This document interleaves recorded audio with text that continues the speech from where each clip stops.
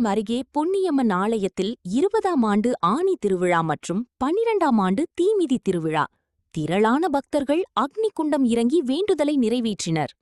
திருவள்ளூர் மாவட்டம் சோழவரம் அடுத்த பெரிய முல்லைவாயில் கிராமத்தில் அருள்மிகு ஸ்ரீ பொன்னியம்மன் ஆலயம் அமைந்துள்ளது. இந்த ஆலயத்தின் 20ஆம் ஆண்டு ஆனி திருவிழா மற்றும் 12ஆம் ஆண்டு தீமிதி திருவிழா வெகு விமரிசையாக நடைபெற்றது. தீமிதி திருவிழாவை முன்னிட்டு பக்தர்கள் காப்பு கட்டி விரதம் இருந்து வந்தனர்.